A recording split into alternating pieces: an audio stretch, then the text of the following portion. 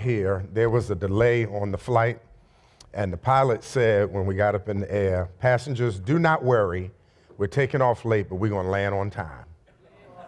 All right, so we're going to get out of here on time. So let's go straight back in. Let me give you the rest of the list as it relates to preaching, because I think there's only one or two more, and then we're going to move right into what it means to be church as institution as we move into the future. So we left off with preaching having to be apologetic.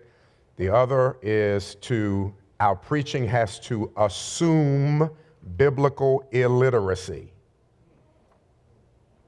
Our preaching has to assume biblical illiteracy. We are in a place where we cannot assume that a listener has been introduced to a biblical text these days, which means you are preaching to a congregation that has in it persons who didn't grow up in church, didn't grow up in Sunday school, and who rely on a plethora of online accesses that they choose. And that brings the need to preach like Philip does to the eunuch in Acts chapter 8, verse 26, when the eunuch says, well, what is hindering me from being baptized after conversation? It is, you remember when, so I'm 55. I remember when I could say from the pulpit, many of you brothers and sisters remember when Moses and the children of Israel were standing down at the banks of the Red Sea? You can't make that assumption these days. You have to explain who Moses was and what the Red Sea is and why the staff was able to part the waters. There, you can't make any assumptions. Ezekiel saw a wheel in the middle of the wheel. Y'all remember that? And you got members in your congregation talking about a wheel what? In the middle of what? Right? Make no assumptions. Now, this changes the modality of your preaching, doesn't it? Because you've got to start. We were talking yesterday on the golf course that Dr. Joe Gregory says every conscientious preacher has to make sure that they are combing commentaries on three different levels: lower criticism, mid criticism, higher criticism. Lower criticism is a book that anybody can find. Any of your congregation can walk into a bookstore and find that book. Mid-level criticism is a scholar who has devoted his or her attention, let's say, to the entire New Testament. And then high-level criticism is a scholar who has devoted his or her attention to Acts chapter 1, right? Given that whole, Renita Weems says the difference between mediocre and great is that mediocre preachers read the author. A scholar reads who the author reads. And that's tracing back to first source, right? Trying to get back to where ideas started from. So the point I want to make is you cannot assume that a congregation is sitting in front of you literate. You have to, in fact, make the assumption that you have to explain almost everything. Here's the last thing that goes with preaching. If anybody asks me today, how should preaching sound in this space we are attempting to navigate, my response would be this: it should be eschatological. That is, it should be a preaching that is deeply content-oriented and hope. My model for this is Daniel. If you read the Old Testament prophet Daniel, it is to assume that Israel is struggling through Babylonian captivity, COVID-19, praying to God for deliverance, and you have been sent to prepare them to come out of captivity, to go back into Jerusalem, and in preparation for that, the motivation is speaking to their hope. I think I mentioned earlier, the beginning of the pandemic, it was cathartic and therapeutic because I was dealing with people in trauma. It moved from that to the permission to be creatively imaginative because we may not ever have this space again. Now it is to give people hope that God has a future for us, that there is life after COVID-19, y'all, and we're going to survive it and we're going to get there. And who are we going to be when we return? Let's celebrate that we're going to restore the temple and we're going to be able to dance in the streets of our indigenous culture again, that we won't have to sit in environments like this with masks on. We won't have to be suspicious of each other. How many of y'all are uncomfortable now when you approach people that you have good relationships with? Men do this all the time because men can be violent with their approach to each other. So, you run across, for me, you run across a brother, and when you approach him, it's that slap five, bring it in, hit the chest, bump the elbow, and in COVID, you're like this. You don't know where to shake the hand, you don't know where to hug, you don't know where to throw the elbow, you don't know where to point, because we're in this real timid space, right? We're in this timid space. So eschatological, what I mean by that is to give people hope that there is a time coming when we won't have to operate with this kind of suspicion. Let somebody here start sneezing repetitively. All eyes gonna be on, hey, hey, hey, hey, hey, hey. Right? Sit on a plane now and somebody starts coughing and sneezing and the whole plane like turns and looks like, come on, we ain't doing that in here. All right? So preaching has to be bent towards an articulation of the hope of the future. All right. Now that's on the homiletical side. Where are we institutionally? Let's start where we might assume it is. And I mentioned this, I referred to it earlier. Let's confess that church as an institution in the United States of America is no longer in an undisputed place of authority. And I'm talking about the Protestant church. The Protestant church is no longer in an undisputed place of authority. You even have culture, just like the transgender LGBTQA community, who has decided we don't even want to sit around for the crucial conversations with churches that want to have them. We're just going to form our own churches. We're going to write the Bible, extracting the portions of Scripture that are comfortable for us, and we're just going to discard the portions of Scripture that are no longer comfortable, and we don't care what the traditional church says about our exercise, and we're still going to call ourselves church, and we're going to consider ourselves just as Christian. And why do groups feel the authority to do that? Because we're no longer in the undisputed place of authority. Where is the church today? It is a church trying to navigate conversation amid spiritual pluralism. Spiritual pluralism. Many of your members are drinking from multiple wells, and all of them are not exclusively Christian. And you know it when they start quoting things that they think are spiritual, and they are marrying spiritual with Christian. Right? And you can hear it when they ask you questions in Bible study, and you almost want to say, and where did you get that? Most of the questions that I get in Bible study when I'm standing up front and people are talking to me in the line have less to do about what I just taught and more to do about what I think about something else they heard.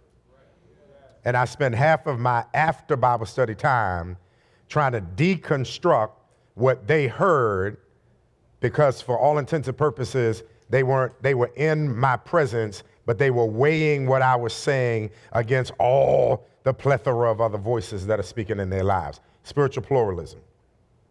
The other reality that describes where we are now is the de-Christianization of America. The de-Christianization of America. That's that whole idea of us not being in the authority. Now, I want to add a final one to that. It's my technological bend. We are in a place now where authority has been vested in the avatar environment. Do y'all know what I mean by avatar environment?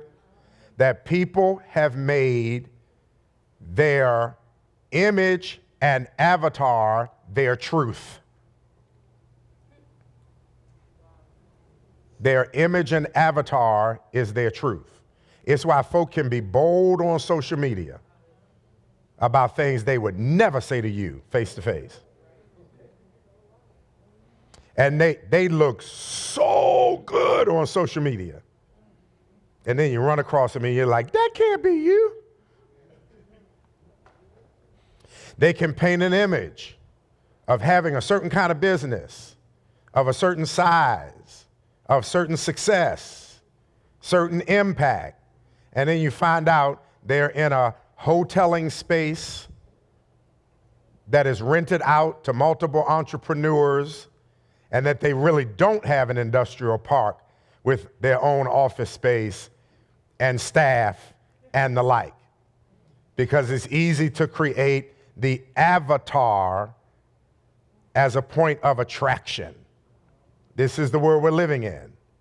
So people are who they are in the meta universe. And they're trying to transfer that over to an environment of realization. All right? I mentioned earlier that because of that, we have to really wrestle with, and I'm not solving this, I'm really suggesting it. We have to wrestle with the fact that most of the people coming to hear us on Sunday come with a lens, hermeneutic of suspicion. They are weighing that against a plethora of other voices. They've created this other identity that they don't always bring to church. So what do they want the church to do? They want the church to be ethical mentors. That is, engaging, this word is going to sound strange to some of us, engaging conversation for people who are interested in pushing boundaries. Engaging conversation for people who are interested in pushing boundaries. That is, there was a time where if the church issued it as a statement, it was law, it was gospel, it was fact. We didn't have to explain it to anybody. This is what the Bible says, this is what I'm preaching, this is what it means, and you got to live by it. Now, we have to engage people in conversation.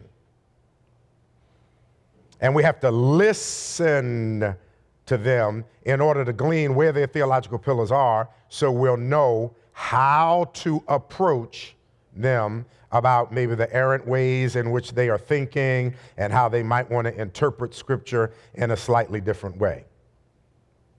Which means the church has to embrace listening as much as it does speaking.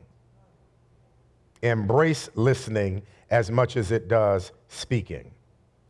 I glean more from just being in a hallway listening to my members' engagement.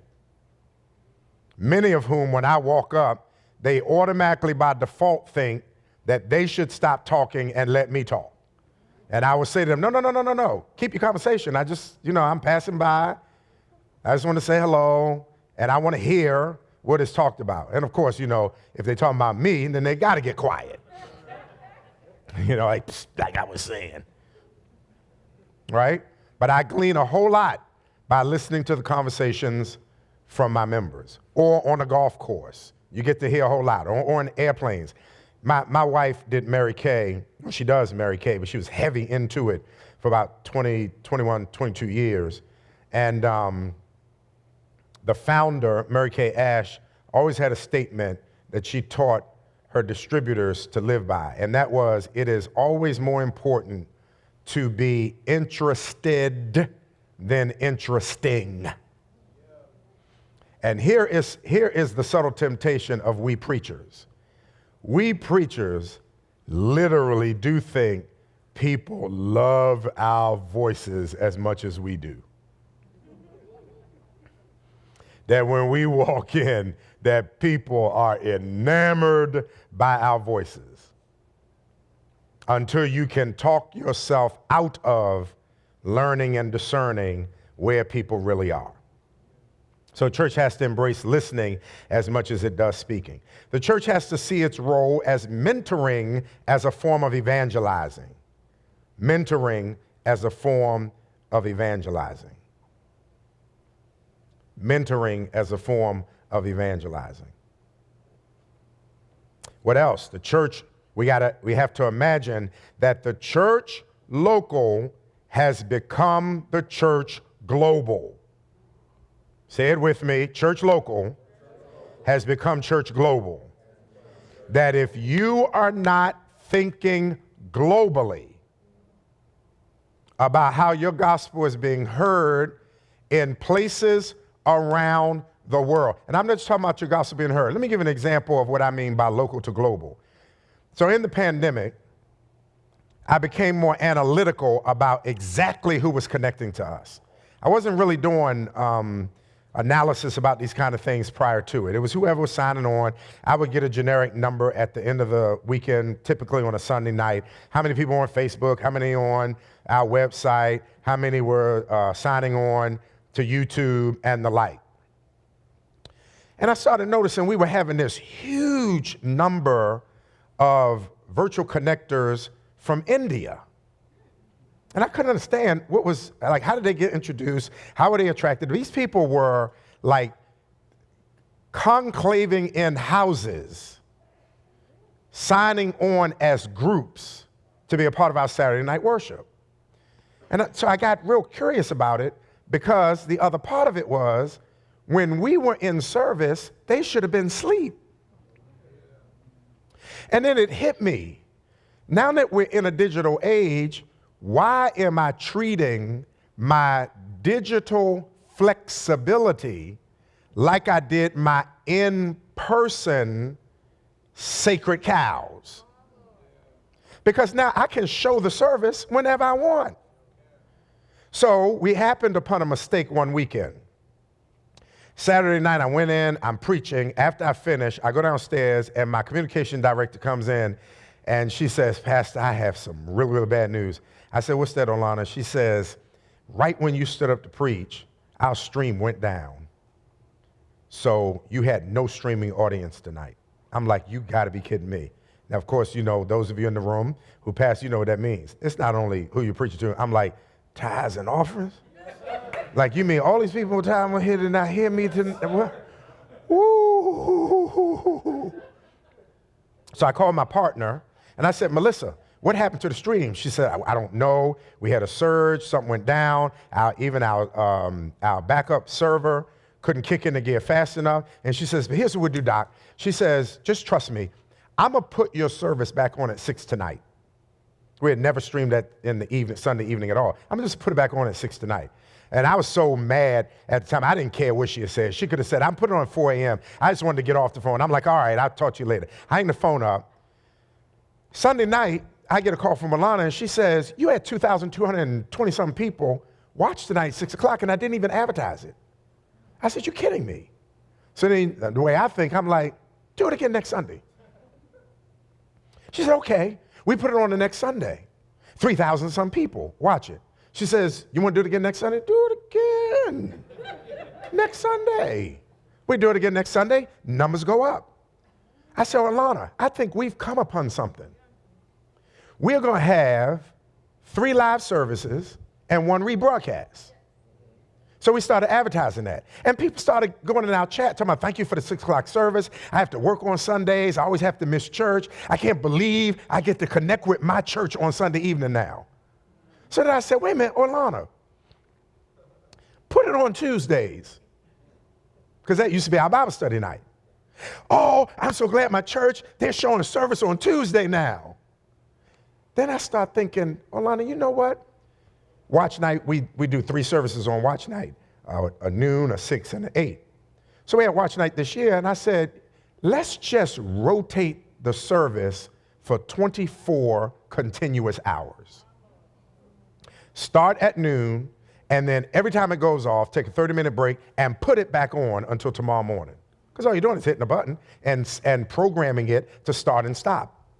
So we did it on a rotational basis. And it caused such a euphoria in the congregation that I was trying to tell my staff, you cannot treat creative, imaginative space if you're still wearing the shackles of pre-pandemic sacred cows.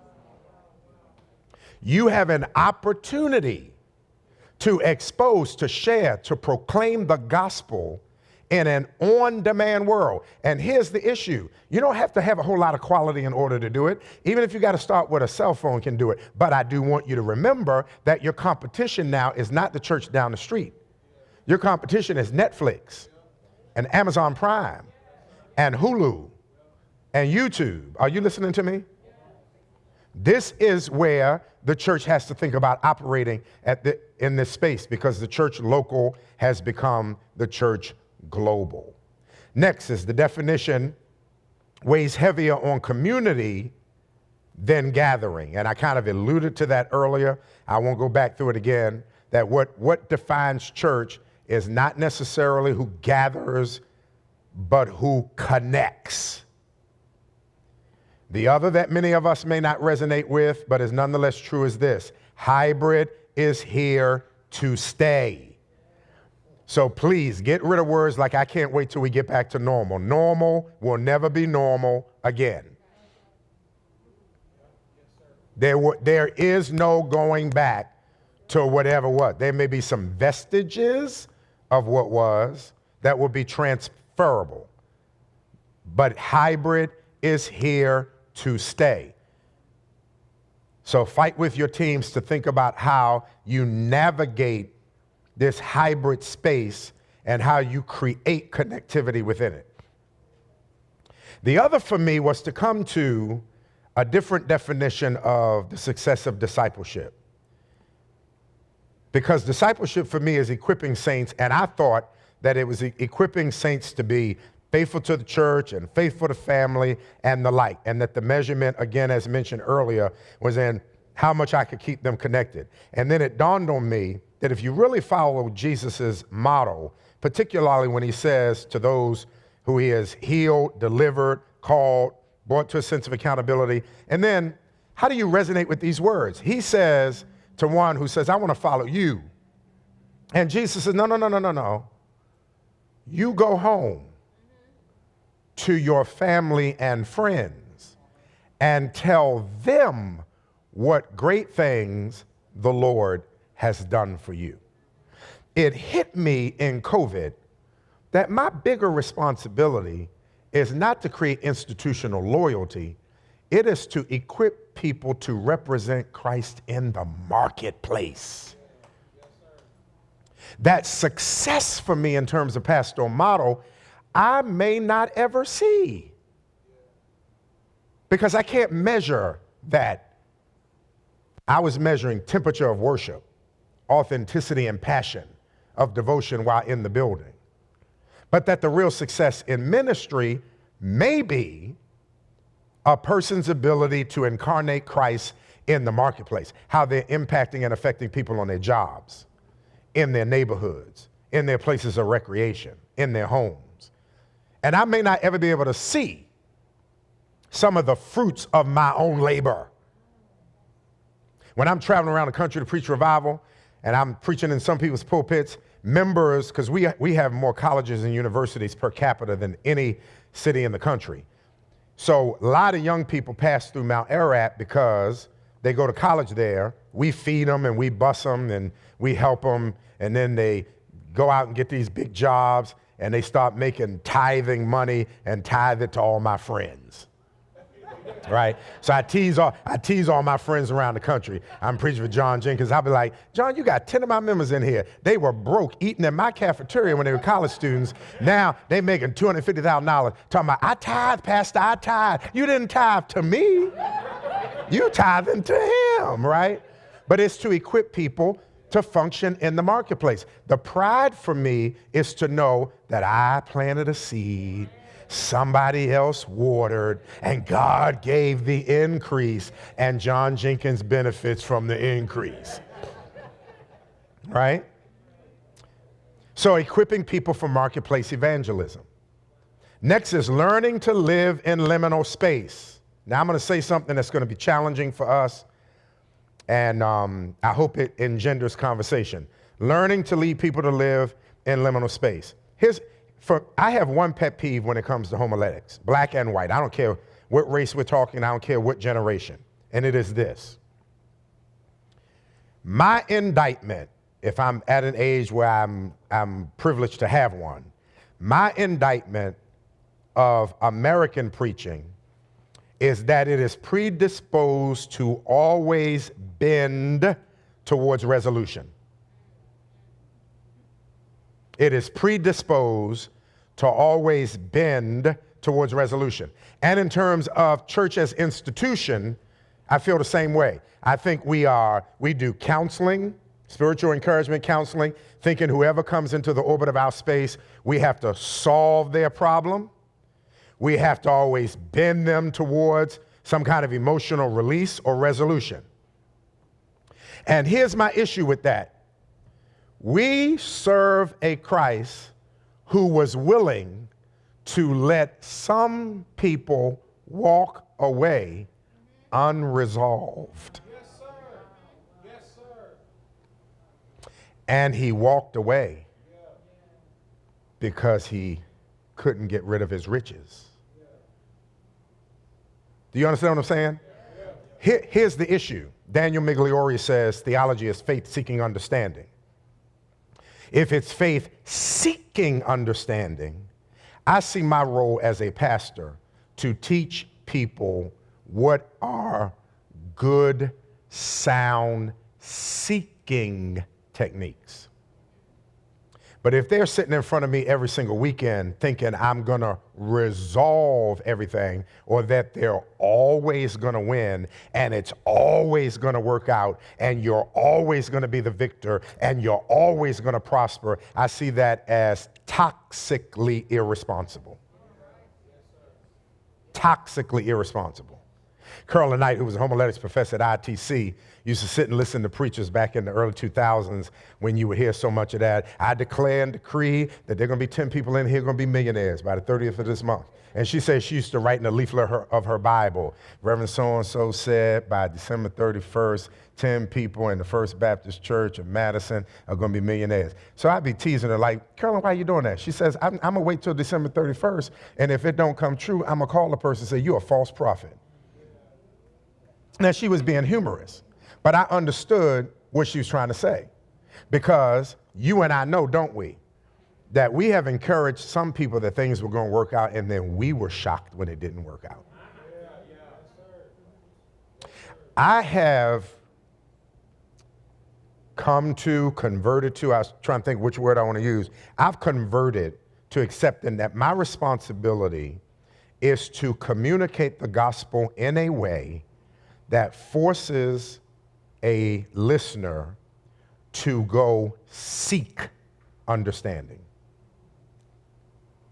And that means at times my responsibility is to leave people in a safe cliffhanger that they can only work out with God, and not always depending on it being worked out with me. I want them to go home and say, I'm going to have to talk to God about that. So that in their engagement with God, they can discern which way to go. Because here's how my members sound. I don't know about yours. Here's how my members sound. Pastor, I think the Lord laid on my heart to start this business. I want to tell you about it. And it's going to be this. I'm going to wash cars every Wednesday. I'm going to charge $20 a people. Should I do it? I don't know. Pastor, last year the Lord took my mother from COVID, and I'm just here because I wanted to ask you, do you think God made it happen? I don't know. I don't know. My dad just had a heart attack, triple bypass, and we just don't know if he's going to make it. Pastor, can you pray? Do you think he's going to make it? I don't know. I don't. That's not my responsibility, because you're asking me to take God's place. But what I can do is I can pray with you, and hopefully over the course of the relationship we've shared together, you have learned that I'm pushing you back into his presence so that you and him can discuss this. And if he decides he wants to reveal that to you, fine. And if not, is he still worthy of your devotion? Because more often than not, people live in these tension spaces where we're making them in an hour and a half feel resolution, and then they go right back out and manage anxiety and come back the very next week with absolutely no sense of spiritual maturation or growth, because every single week we're telling them the same thing. It's going to work out. You're going to be a victor. You're going to be prosperous. Well, everybody in here, it's not going to work out for you. Some of us in here are not going to pastor for the balance of our careers. Some of us who want our churches to grow, you are destined to pastor a small church. You're destined to pastor a struggling church. You're going to have to fight deacons for the rest of your ministry. I'm sorry. Sermon preparation is going to be a struggle for you. It's just, as much as I want to encourage you that Things are going to be different because what you aspire to is based upon what you think is the success model that you see around you. It doesn't always work out that way. And I think we do our members a disservice by making them think that they don't have to navigate these cliffhangers in life. I used as an illustration before, and then believe it or not, I'm now open for questions. I used as a cliffhanger before the ambiguity of two brothers go to their father, they ask for the inheritance, the father gives it to them. The younger one decides, I ain't staying here with all this, I'm leaving out. He goes and he spends it in riotous living, and when he spends all that he has, he finds himself in a place that no conscientious Jew would ever be in, stooping down in the pig pen, picking up the slop that the swine is to eat. And the Bible says he has this epiphany. And he says in this epiphanic moment, let me go back and listen to what he says. I'm going to go back to my father, and I'm just going to ask to be one of his servants. I know I've abnegated my place in the family. And so when he's making his approach, the father knows that the son is making an approach. He runs out, grabs him around the neck, gives him a kiss. He hollers back, get the robe, kill the fatted calf, grab the signet ring. This is my son who was lost is now found. We're going to throw a party for him. They go in and the party commences. And the older brother is still outside having engaged this very controversial conversation with his dad. And it was a legitimate argument. I stayed here and I did everything you told me to do. While this one over here, that's what my sister used to say, while he was out there, I was home. You told us not to leave. He left. I stayed home, as if she wasn't going to get a beating too. Right? And I stayed here. You didn't even throw a party for me. But this younger son of yours, because he ain't my brother anymore, this younger son of yours went out and spent his inheritance, and now you're going to throw a party for him. And here's the cliffhanger.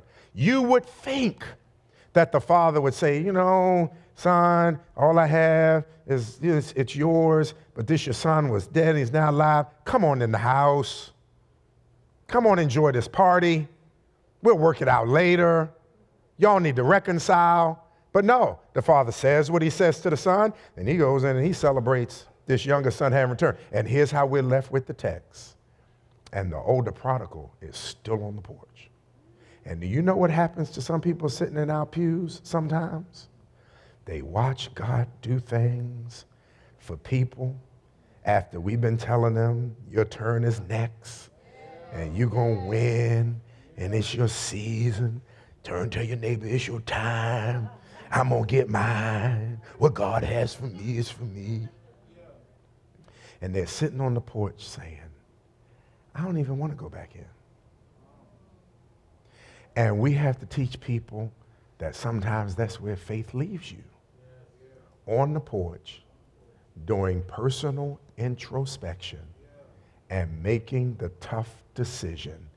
Is it okay that God did not acknowledge all my effort?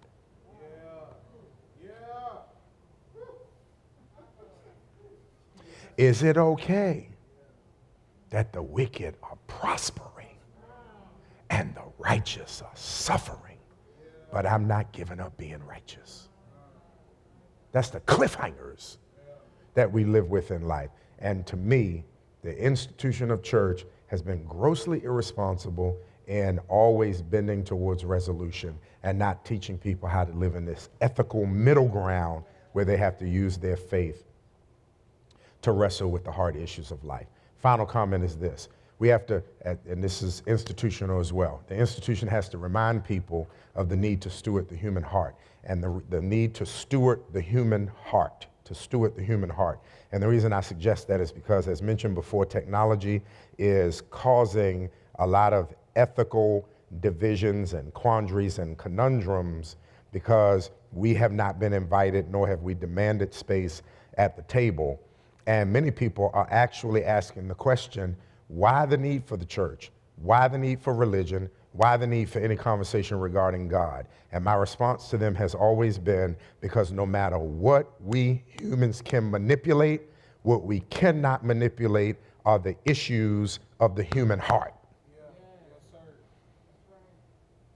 That we might be able to figure out how to get rid of cancer. We might be able to figure out how to increase life mortality. We might be able to figure out how to get Google in the brain. But God is so much a mystery that he has done something with this human heart that we cannot duplicate this to manage our emotionality.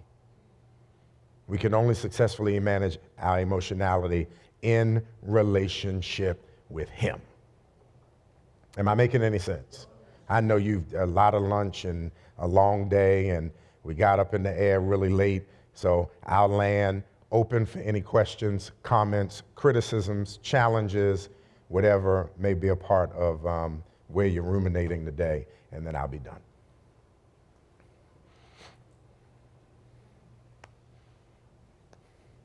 I know Dr. James wants to say something. Fantastic. I'm just going to reiterate for anyone who's watching online, they are welcome to type in a question into the chat, and we'll try to catch that as well. So.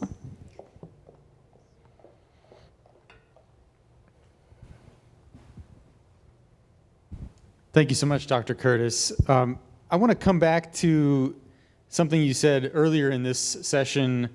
You were stressing the need for engaging in conversation, listening, embracing listening, to being more interested than interesting.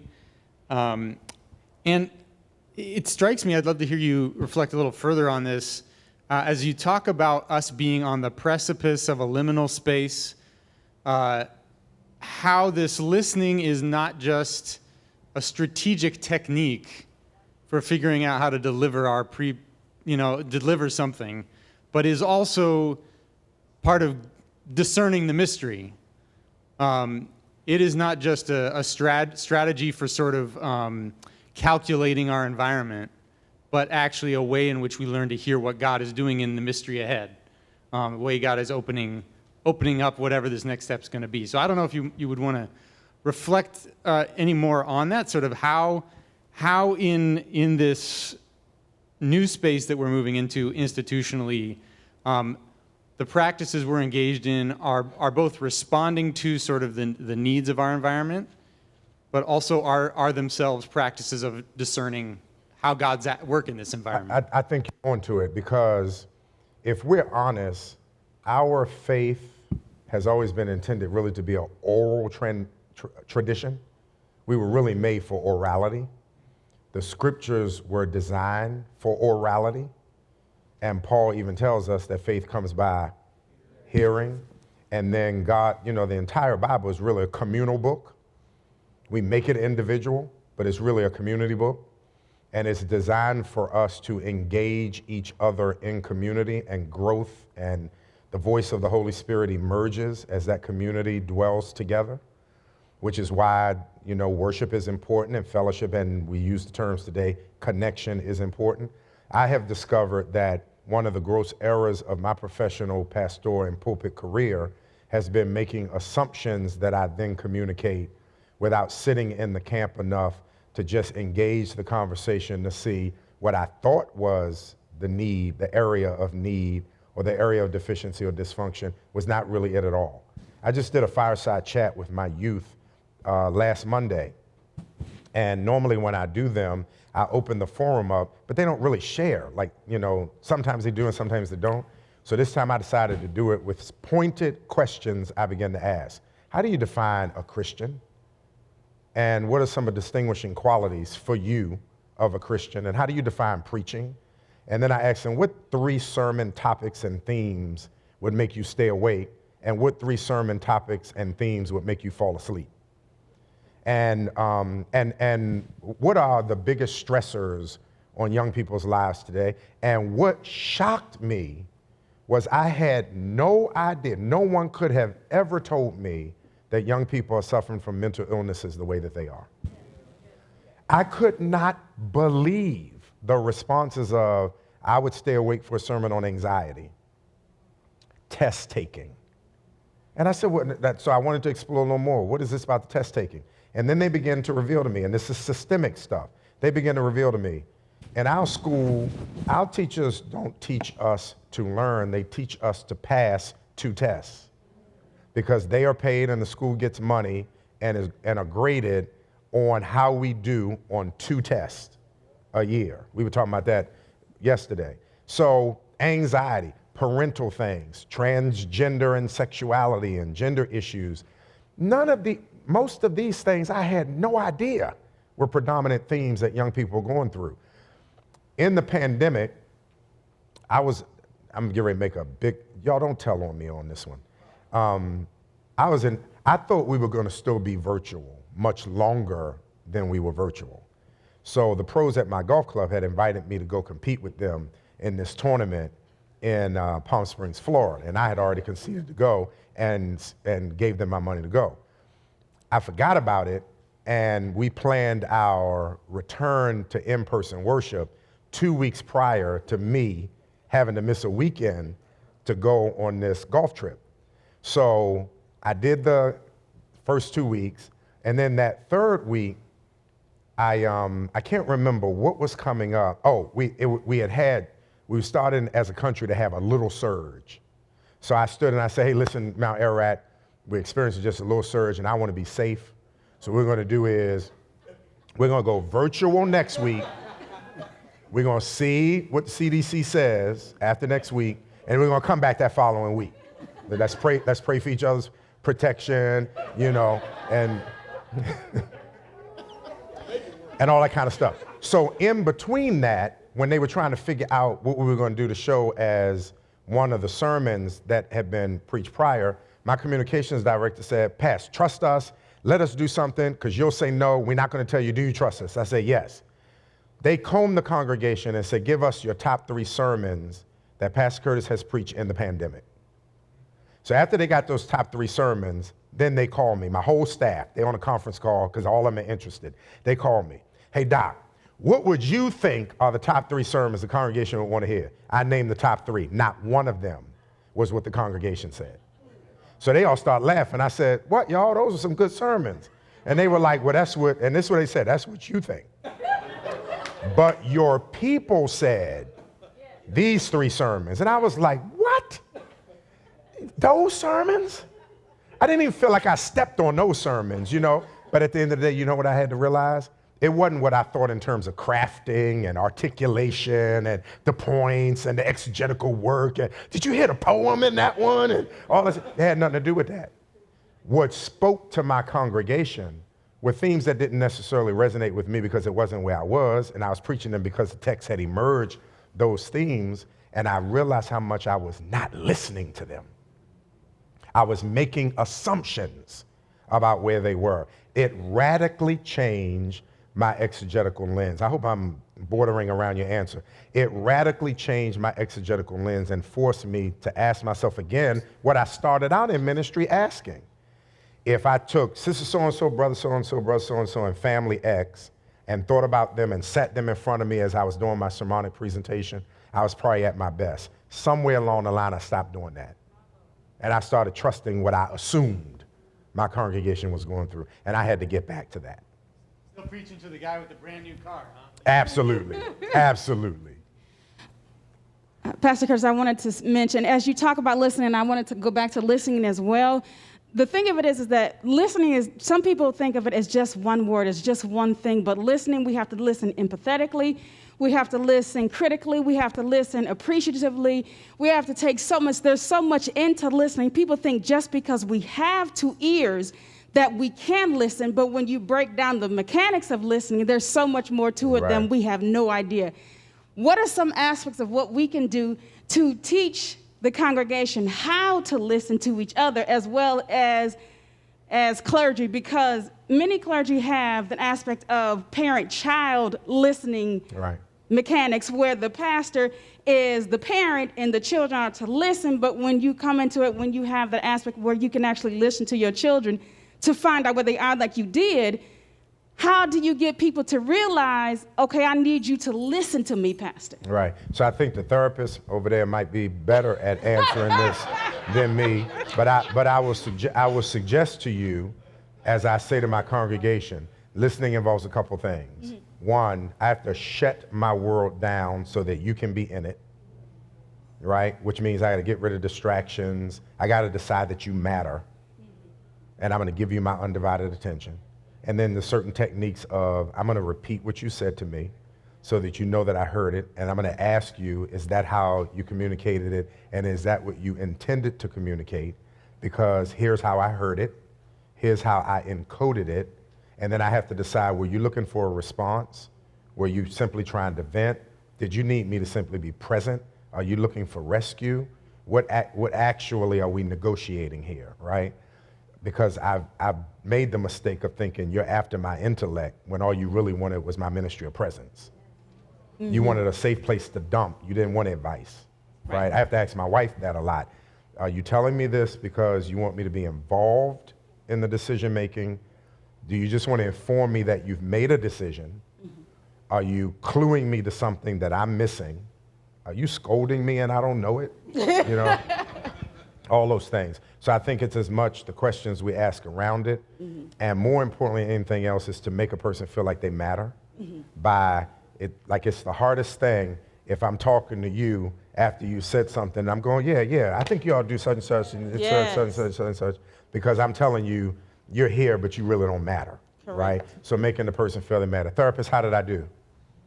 Active listening. You just yes. described active listening. Thank you. Okay. He's next. Hi, I am Althea, and I work with children pretty much everywhere I go. And so my question is, can you talk more about what we discussed today, what that means for those of us who work on behalf of children, and how we work with parents and families such that the word pierces their hearts and touches the lives of children? Okay, I'm going to answer you as honestly and transparent as I can. I don't know. The weakness for me personally is ministering to children. And we are grossly weak at that in my ministry. Like, so we're exploring that topic now, and we are accepting and repenting of how inadequate we are with children. And one of the problems that we have, and I won't even shift blame, one of the problems we have is so are parents, right? So as I'm engaging parents in conversations, they're not bringing me creative imagination either, except for, we got to use technology and all that. I don't know. And what was it, Althea? When you find out, call me, please. And I mean that seriously, because it's a gross, and it's not just us, it's every church, right? Sunday school curriculum, what to do in COVID space, what to do with children who are not vaccinated. Now you've had them out of church for 2.5 years. How are we going to re-engage? What does it mean? I just started a golf camp. I was telling Pastor Allen, I wanted to do something philanthropic at this stage of my life, and I had this epiphany while playing golf. Why don't you match it with what your hobby and addiction is? And we don't have golf introduced to inner city kids to think about it as a career and the like. So I said, I'm gonna do a golf camp. And my golf pro resonated with it, called the PGA. The PGA brought some money, donated some pros. And Tuesday, 6 weeks, we just finished our second week. I'm spending an hour and a half with them, teaching them how to swing, and we're teaching them the rudiments of the game, and we're introducing them to golf as a career. And at best, all I can tell you is those children just appreciate me being there and affirming, their swinging. I'm using the beginning of those sessions this past week. I talked about respect. That golf is a game of respect. First week it was golf is a game of honor. If you have a 7 but you say a 6, you're being dishonest, and nobody around you is checking you. But isn't that how our relationship with God is? Those kind of things, to be creative. And that's about as creative as I've gotten. I just don't know. It's a gross deficiency for me personally and in our ministry. Dr. Curtis, I first say thank you for being here, and this is really great, very helpful. Thank you. But in your travels, and you had said something about the local church and global church, right. How do you see church coming back in your travels and being around different people? How do you see that happening? Is it very slow back to in-person? Very slow. that revivals are not what they used to be, the shape of them are not what they used to be, and we are struggling with what was relevant in space before. Is it even relevant in space moving forward? Are we at a place where conventions and conferences are as helpful as these environments where you can drill down rather than across, right? So that's the one thing. The other thing I will observe is that pastors are people too, and we're suffering from trauma. And because we've been in the foxhole keeping our congregations together, we have yet to vent or to expose the kind of trauma that we ourselves have gone through. I know I'm going through it, which is why I spend so much time on the golf course, because at least now it's a healthy distraction. But I know at some point I got to pay for having been in the foxhole for 2 years and had no break, right? Everybody else took their break with me, by me, but I've had no break. And I know I'm suffering from that, right? So I've noticed that, pastors and trauma. I've also been able to separate pastors who had a real heart for ministry from pastors who saw the pandemic as a time to take a sabbatical and a break. And to me, there was no better time to prove and demonstrate your mettle as a pastor than when your church was trying to navigate crisis, right? So that changed some of my respect level or lack thereof for many colleagues and friends and stuff like that. That's kind of the short list of what I would say. Thank you, Dr. Curtis, for the time that you set aside for us over these last couple of days with my pastor and with us today. I wanted to go back to the youth point because I think you did answer it. You talked about coming to them and to hear them. I spent time during pandemic in the educational system and noticed a lot of different challenges, especially with the mental health aspect for youth, but also the youth they have no idea, exactly what they're needing. They no idea what they what? They have no idea what they're needing. What they're needing, okay. And so just creating the opportunity to hear from them directly and creating that opportunity for them to speak, just as though, you talked about with the congregation, that opportunity just for them to vent, for them to just talk, to know that you're there, has proven to be monumental in their lives. And I already am thinking about certain instances, and Althea and I work together along with Minister Richard here, and one of the things that I think that we've done a good job on is just being there with them. There have been times where we've had a classroom full of students in my middle school and high school group, and there have been times where it's just 3 of us. But just making that availability of being there after everything that they've encountered, they're unpacking trauma. I don't know if they're even able to unpack the trauma, but just being available has made a difference. And there are a lot of tools and nuggets that you presented today that I know will prove useful. So I think that you are already doing a good job of, turning that around in a certain extent. So wanted to give you encouragement in that. All right, I appreciate that. Yeah. I just wanted to ask, first of all, Dr. Curtis, thank you where for is that? coming. Okay. I'm right here. You've encouraged me today. I'm no longer a pastor. I pastored for 19 years, but this is the first time I felt since I've retired from pastoring that I want to get back in there again. Don't do it. It's been an encouragement. Yeah. I just been saying it's encouragement.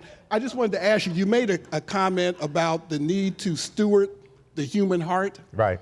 And I know this is a tough question, but in light of what's happened in Buffalo, what's happened in Pittsburgh and other places, do you have any encouragement or word for us as ministering in this time in 2022 with the spirit of hatred out here? Or? I don't. I've avoided all of those issues today because I'm stewarding anger, right? And I'm so tired of being mad, right? I'm really tired of being in this angry space as an African-American male, right? I mean, I can handle me being stopped by the police and, ask why I drive the vehicle I drive and why am I riding in the neighborhood. I can take the looks when I'm sitting in first class on a plane and people are looking over like, how'd you get up here? And, I'm constituted in terms of personality to have navigated that enough. And I was telling Marcus when we were doing the podcast this morning, I grew up with a parent who was the first generation after the civil rights movement. So I can still remember having to go an extra hour and 45 minutes to a beach because we were not permitted to go to the beach that was only 30 minutes away. So I'm on that cusp.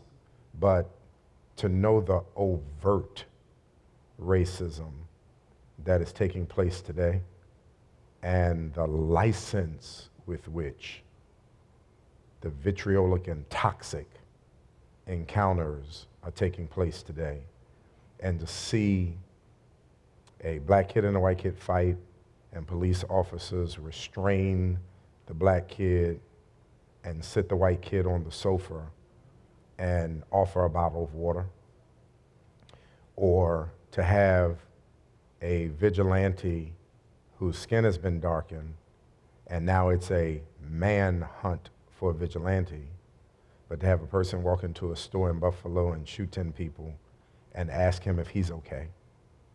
I'm angry, right?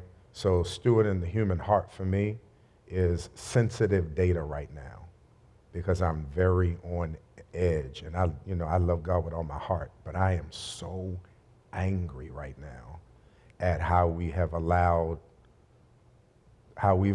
what has always been subversive and covert to be so arrogant and overt. And how many conscientious white people are not saying anything is part of what stokes my anger. Because I think we can't call another ethnicity into accountability. We can only point out what the atrocities are. But I don't see enough on the white side calling their brothers and sisters into accountability. And that is part of what angers me as well. That some of these same persons who in COVID, who have made disparaging comments against government as it relates to mask mandate and, the want to operate in a certain way, well, have the same energy to stand up to your own counterparts and say, we have to call sin, sin. And we have to call our own into accountability because I'm not responsible for that. You understand what I'm saying? So, count me maybe as not being as strong a Christian or as healthy a Christian or as anointed, but I'm not in great space right now when it comes to the human heart. Yeah.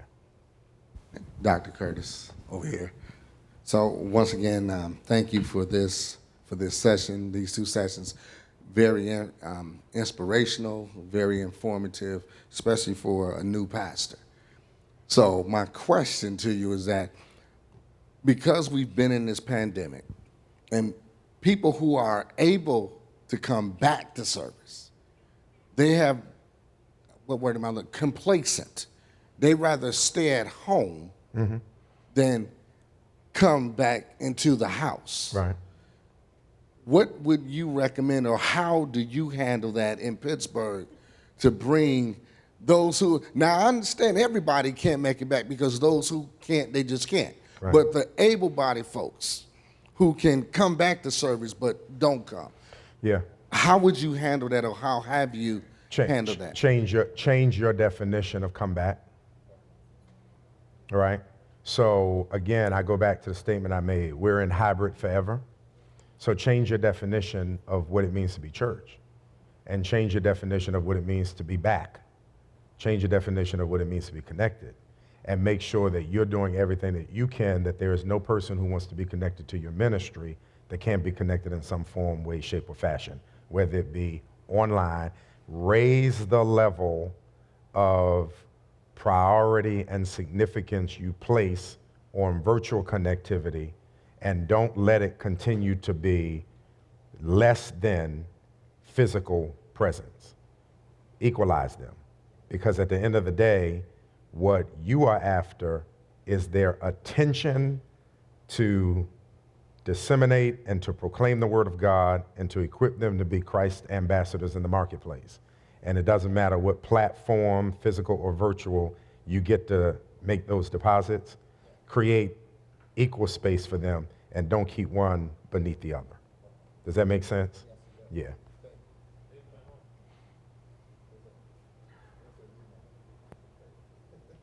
And before Pastor Hurd spoke, I just wanted to say your statement about the heart, that's one of the things that I've heard from the young adults that I work with. That's the biggest thing that grabs them in, is that you don't have to tell all your business, but when you are human in front of them, that grabs them the most, when you're transparent and saying, hey, I'm struggling with this too, and I have not figured this out, so let's try to apprehend this together if we can.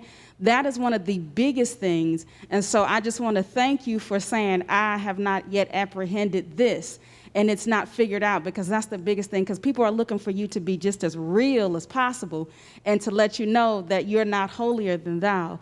And the way to do that is to say, I'm broken too. Right. Now, I'm a holy child.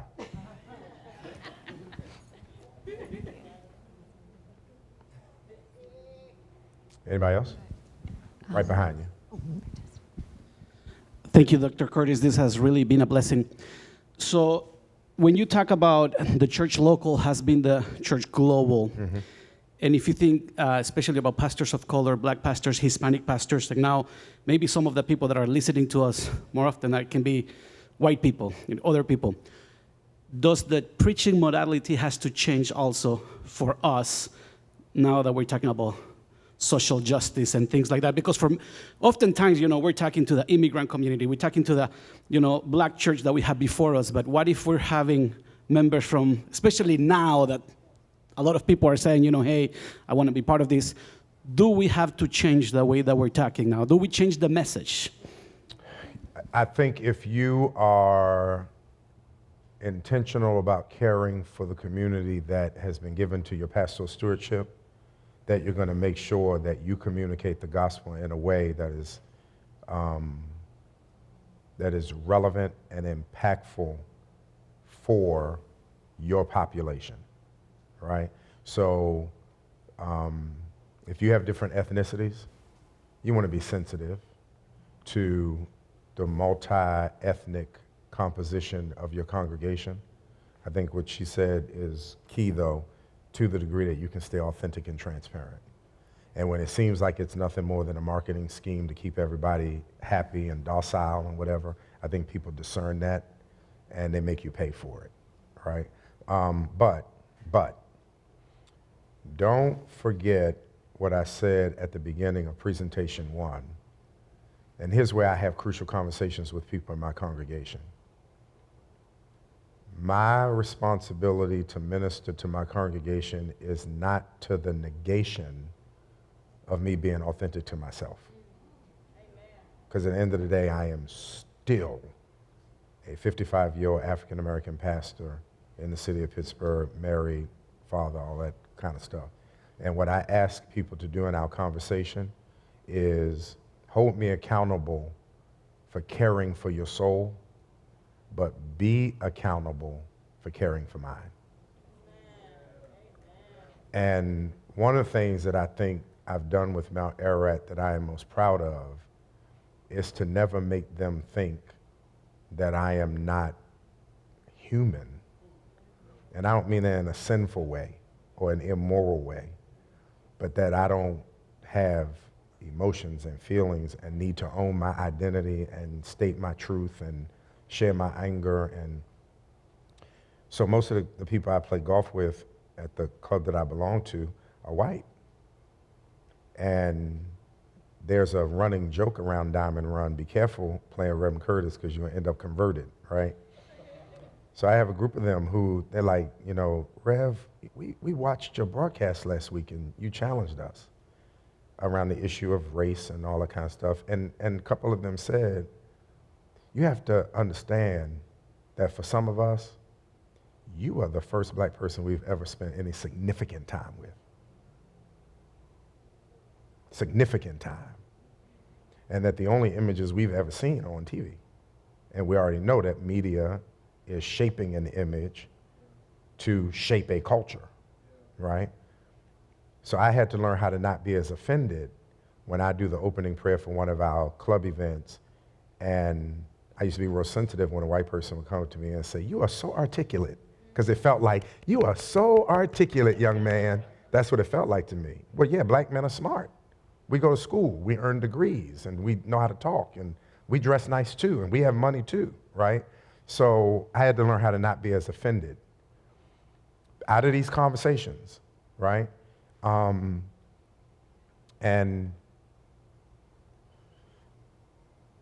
my retort to other ethnicities when I'm playing, for example, with Raj, who's an Indian, and he says, you know, we're in this thing together.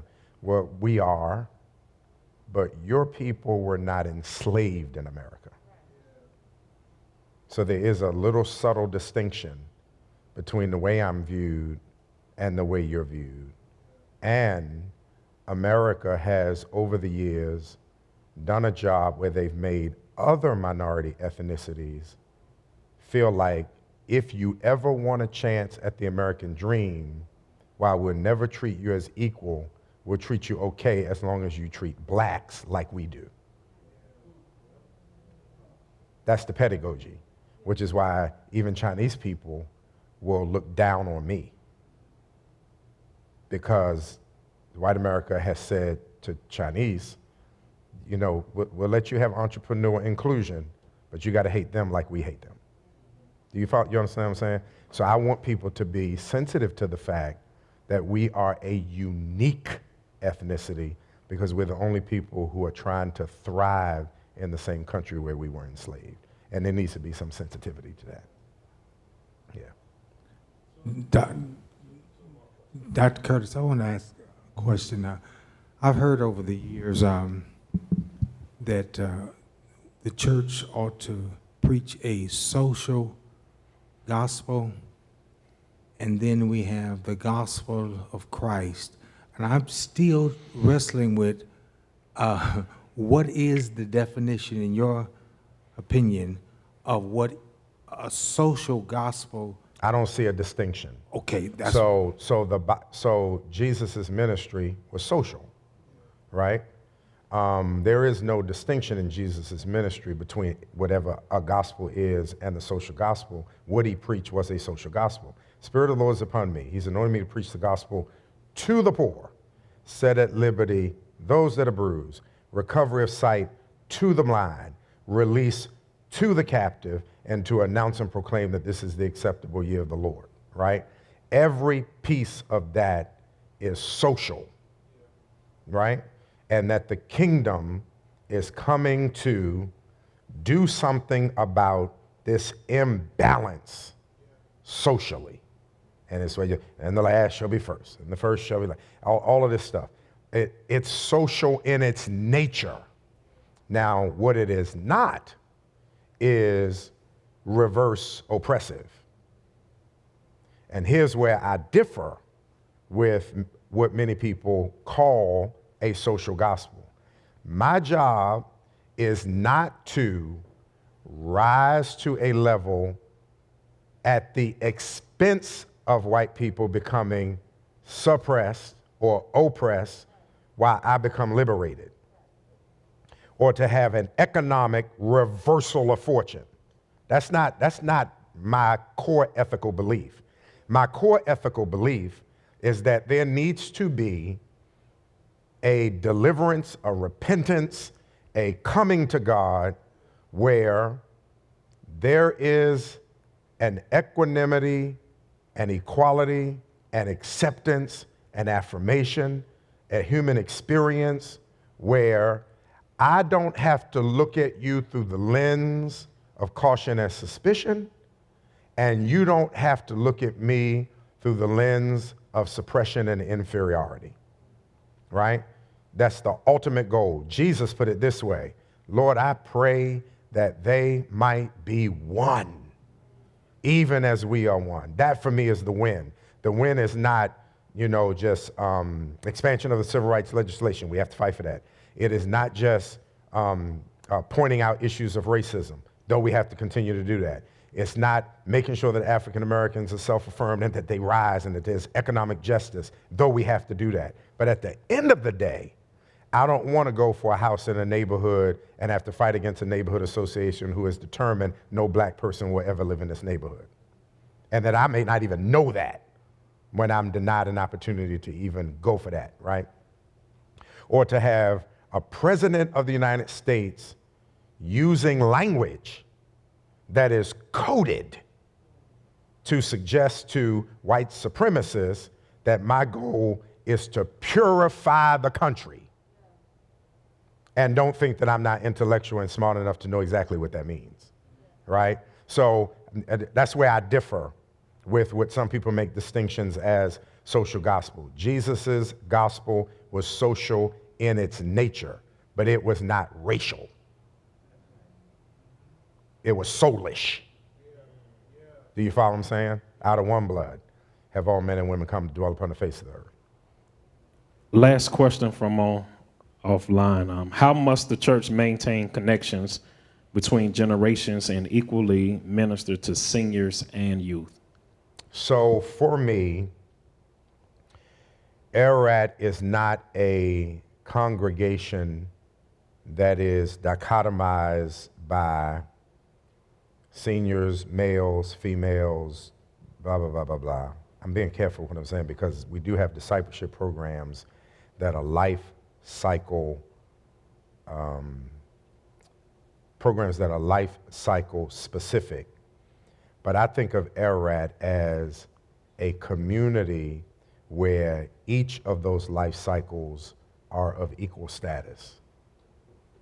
And that the programming and the ministry and the worship and the graphics and the social media and the stewardship appropriations treat each with the same level of importance. I'm answering you like you asked the question. The same level. I'm looking at him. I forgot he said online because with the same level of importance and significance, and that there is no disparity between one and the other. And then I go back in terms of preaching and programming. I go back to what I said earlier. I think I try to be intentional, though not always succeeding at it, at communicating things enough times to hit the senior citizen, the middle-aged person, the young adult, the youth, and the child, and to hear responses to sermons from each of those generations that lets me know they heard me, also affirms that I was intentional about being strategic to make sure that each generation could hear the same principle and truth through the ears of their current maturation and the like. And I think you have to be intentional about that. That's that high, mid, and low-level criticism. You can transfer that into many areas to say, how do I speak to a senior? How do I speak to a single? How do I speak to a married couple? How do I speak to a middle-aged, young adult? And I'm not saying mechanically every time, but making sure that the content has gradations of the listening capability and absorption level of people in the congregation. That's what separates you as a preacher when people sit around and think that they can do what you do, not at the skill level you do it. Yeah. All right, let's give it up for Dr. Curtis. Amen.